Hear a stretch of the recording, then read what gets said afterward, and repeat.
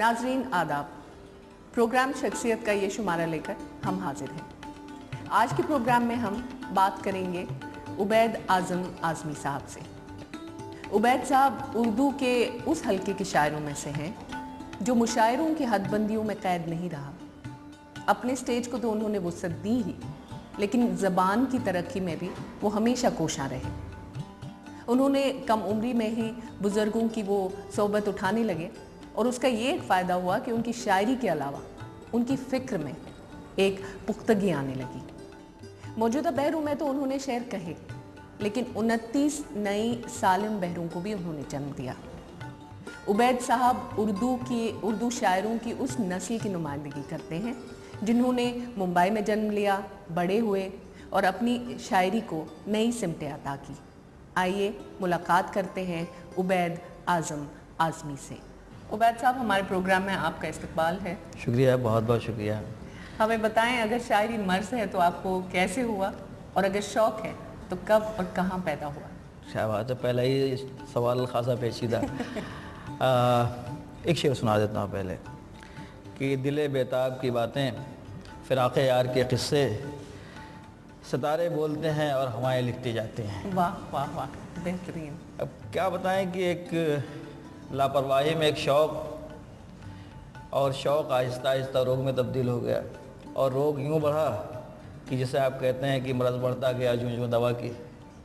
तो ये बिल्कुल इब्तदाई जमातों में ही इसका रोग लग गया था जी। मेरे ख़्याल से मैं 7वीं जमात में उस वक्त होऊंगा जब मैंने पहला शेर कहा था जी। और उसके बाद जब कॉलेज में आए तो दोस्तों ने इतनी हौसला अफजाई की, या यूँ कहिए कि अगर हमने मान लीजिए कोई शेर 1 रुपए की कीमत का कहा तो उसका उन्होंने लाख रुपए दिया, लाख रुपए दिए हमें।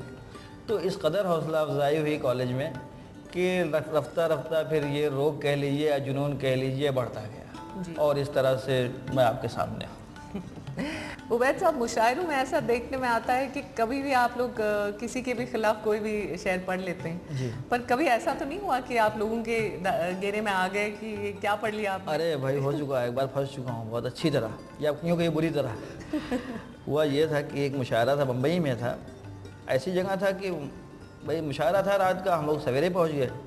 तो वहाँ लोगों से पूछा, भाई आप लोगों को कोई यहाँ लोकल प्रॉब्लम हो तो बताइए, शाम को मुशायरा है, उसमें हम आपकी बात उनके सामने रख देंगे। आपके सारे लीडर्स आ रहे हैं, इलाके के कॉरपोरेटर्स, मिनिस्टर्स सारे जमा हैं वहाँ पे, होंगे उस वक्त, तो पेश कर देंगे। तो किसी ने कहा, साहब उबैद साहब क्या है कि बहुत बड़ा प्रॉब्लम है कि यार हमारे इलाके में अगर 1 मिनट बारिश हो जाए तो 3 दिन पानी नहीं निकलता भाई। आप लोग हमारी कुछ ये बात वहाँ तक पहुँचा सकते हैं तो पहुँचा दीजिए। तो हमने कहा, यार ये क्या बात है, तो पहुँचा ही देंगे हम। तो जब हमारी बारी आई मुशायरे में पढ़ने की, तो जो मिनिस्टर साहब थे, तो हमने कहा, सर भाई लोगों की शिकायत है, अगर आप इजाज़त दें तो 4 मिसरों में पेश करूं उसे। अरे हाँ हाँ, सुनाओ सुनाओ। तो हमने यूँ कहा कि भाव जो चाहिए वो भाव दिला दें साहब, भाव जो चाहिए वो भाव दिला दें साहब, अपने शोबे को ज़रा ताव दिला दें साहब।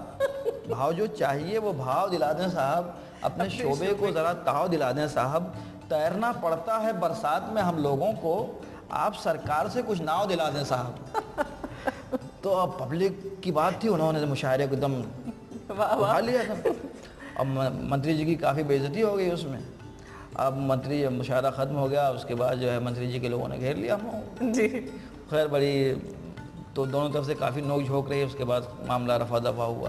तो इस तरह से होता है कि हम लोग कभी कभार अपने आप को यूँ भी मुश्किलों में डाल लेते हैं। जैसे गुजरात फसादात जब शबाब पर थे, उस वक्त भी हम लोग, मतलब शबाब पर क्या थे, मतलब जैसे ही ख़त्म हुए उसके बाद मुशायरों सिलसिला शुरू हुआ, तो वहाँ पर भी हुकूमत के ख़िलाफ़ बहुत कुछ पढ़ के आ गए। पढ़ कर आने के बाद अंदाज़ा हुआ कि हम क्या बेवकूफ़ी करके आ गए।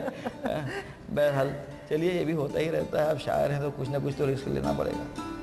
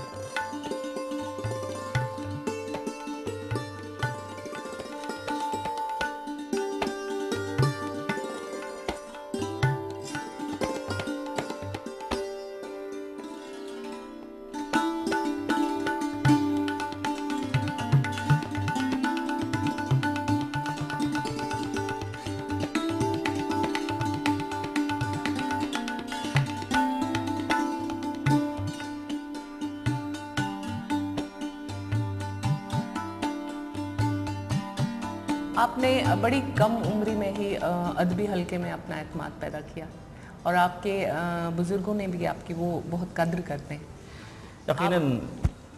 یقیناً میں اس معاملے میں بہت خوش نصیب ہوں کہ مجھے ابتدائی زمانے میں ہی بزرگوں کی سرپرستی حاصل ہو گئی، خصوصاً مجروح سلطان پوری صاحب، علی سردار جعفری صاحب، کیفی اعظمی صاحب، کالیداس گپتا رضا صاحب اور یوسف ناظم صاحب جی.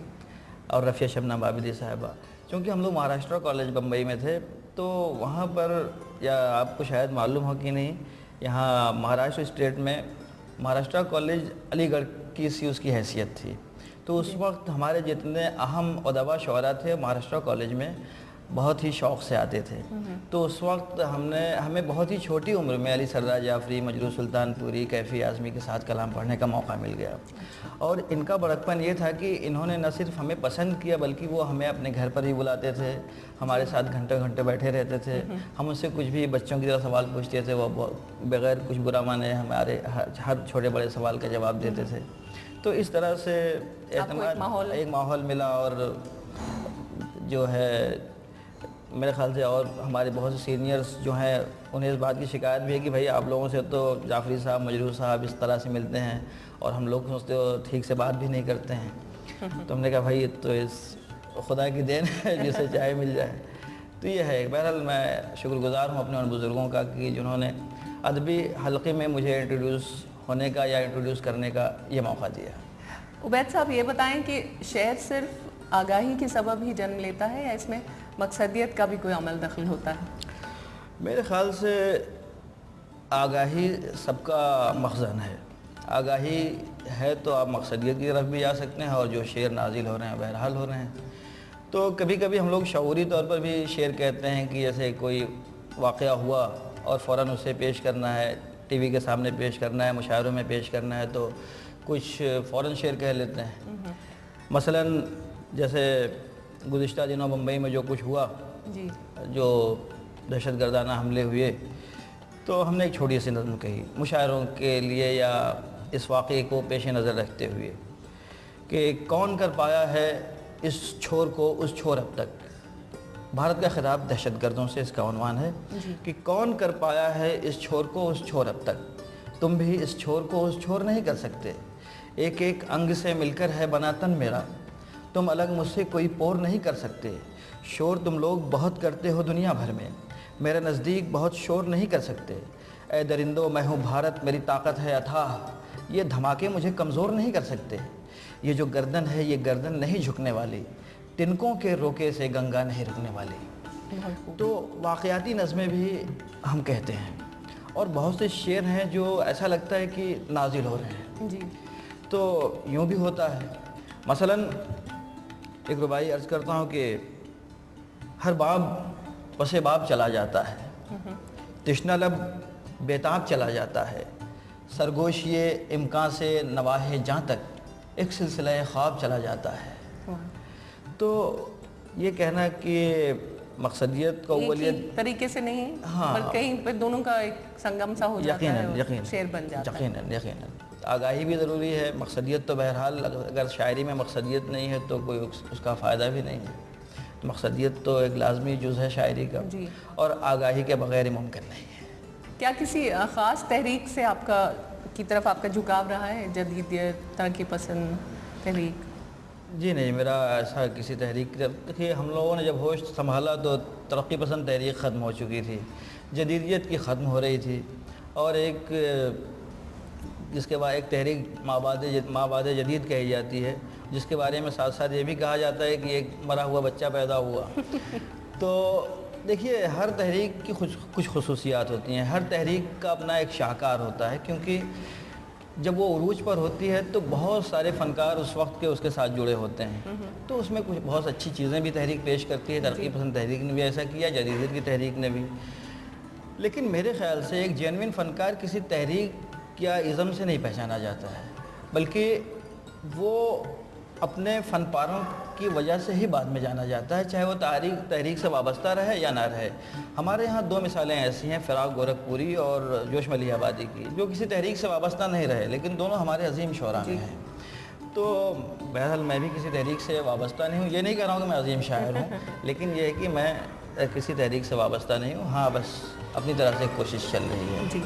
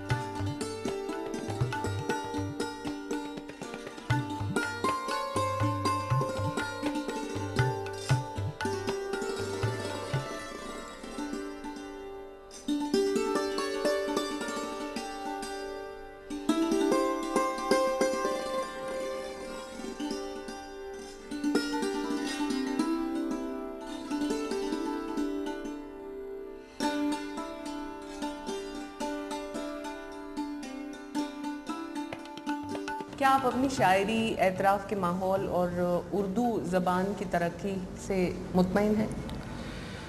مطمئن کا لفظ تو ذرا مطمئن تو نہیں ہے بہرحال، لیکن کر بھی کیا سکتے ہیں. بہرحال اپنے طور پر ہم لوگ بہتر سے بہتر کوشش کر رہے ہیں کہ کچھ ایسا ماحول بن سکے.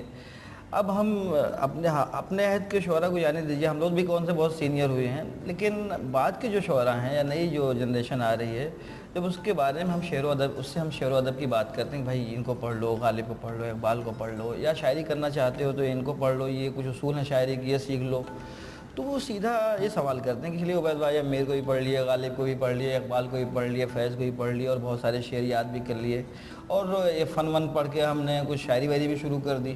تو یہ بتائیے کہ اس سے ہم کو پیسے کتنے ملیں گے؟ مطلب اس سے ہم کو فلم انڈسٹری میں کام مل جائے گا، مشاہرے ملنے لگ جائیں گے؟ تو یہ تو ذرا پیچیدہ معاملہ ہے کہ ہماری یہ جو نئی کالجز اور یونیورسٹیز سے آنے والی جنریشن ہے وہ شاعری سے تھوڑی سی بیزار سی ہے، یا ادب سے تھوڑی سی بیزار سی ہے. وہ ڈگری تو لے لیتے ہیں کہ بھائی کہیں سروس کرنا ہے، کچھ کرنا ہے، لیکن ہمارا جو ادبی گراف ہے وہ کافی نیچے آ گیا ہے. اور اگر ہم نے اس مقام پر اسے نہیں سنبھالا تو پھر آگے بہت مشکل ہو جائے گی.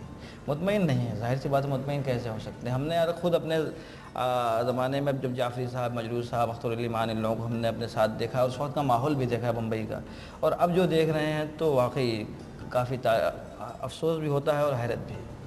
یہ تو بات ہوئی اردو ادب کے اندر جو ہے اس کی بات، لیکن نان اردو سپیکنگ جو اتنا بڑا معاشرہ ہے ہمارا، اور جنہیں شاید اس کے اتنے جو لٹریچر ہے اور جو بھی ہماری شاعری ہے، جو بھی زبان ہے، اتنا رچ ایک ٹریڈیشن ہے، اس کی ان کو کوئی معلومات ہی نہیں ہے.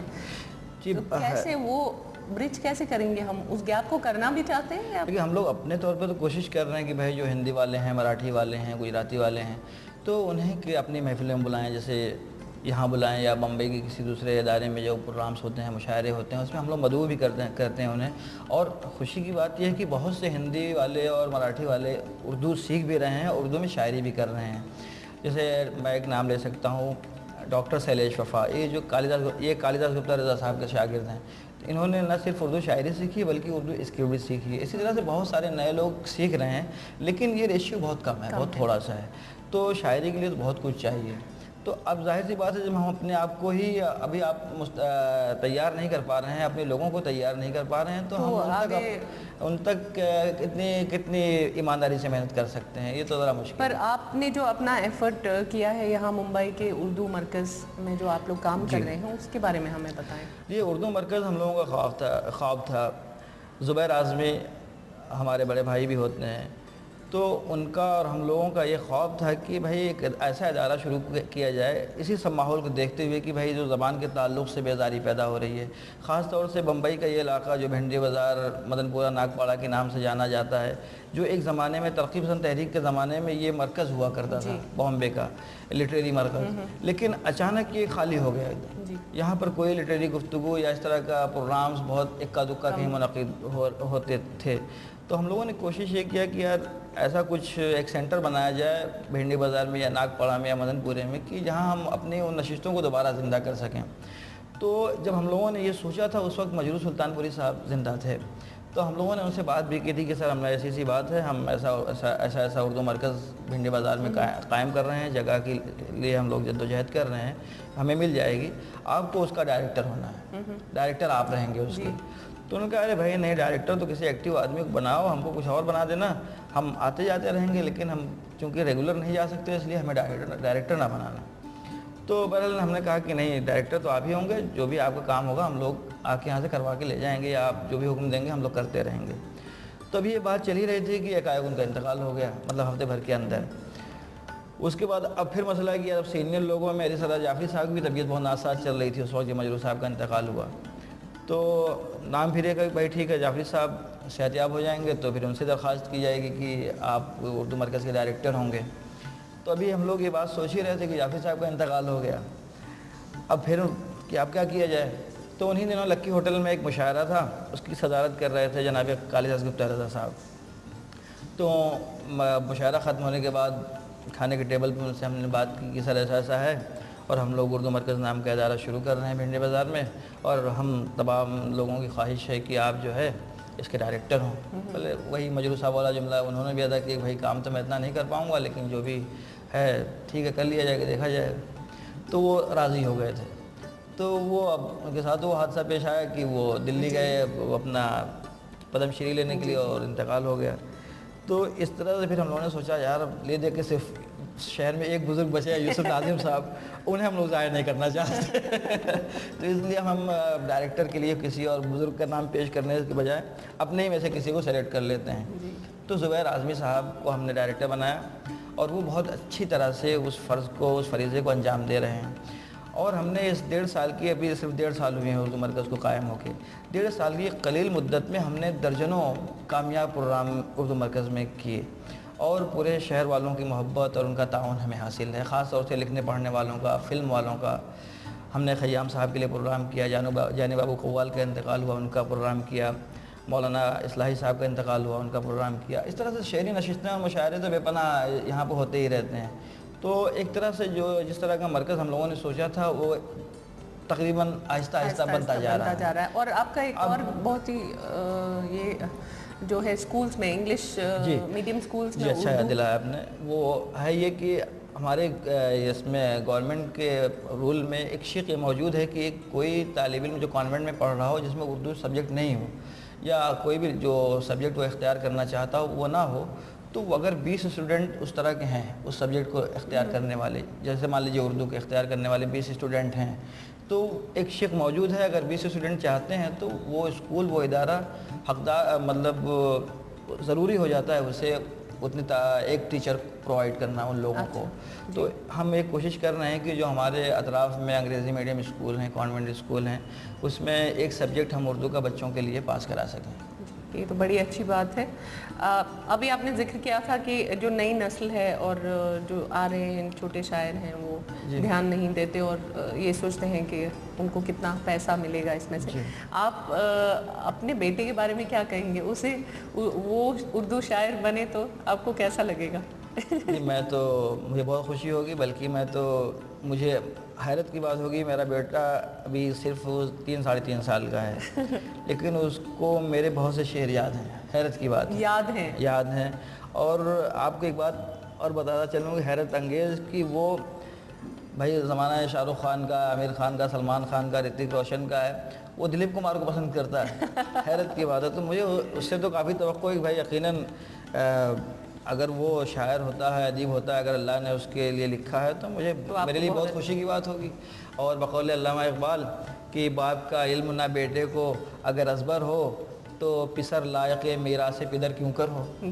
تو ایک بات یہ بھی ہے، بہرحال مجھے اچھا لگے گا، اور چونکہ میں خود شاعری سے مطمئن ہوں، اپنے کام سے مطمئن ہوں، تو اس لیے میں یہ کہوں کہ میرا بیٹا شاعر ہو جائے گا تو بہت سی مشکلات آ جائیں گی، تو بہت بے ایمانی والی بات ہوگی۔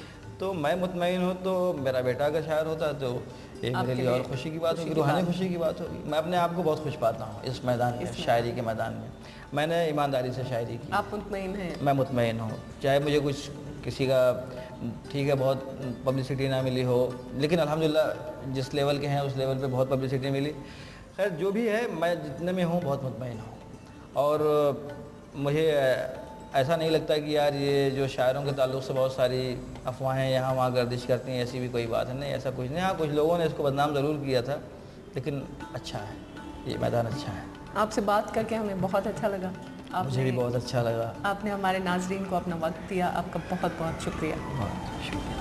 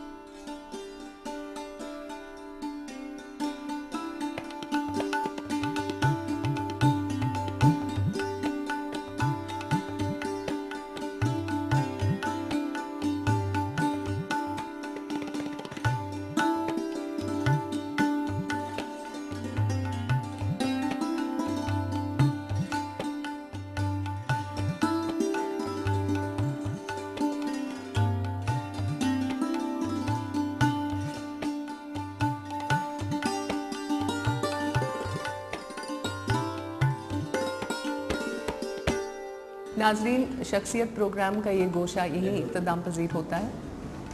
نیا گوشہ لے کر ہم پھر حاضر ہوں گے۔ اجازت دیجیے، شب بخیر۔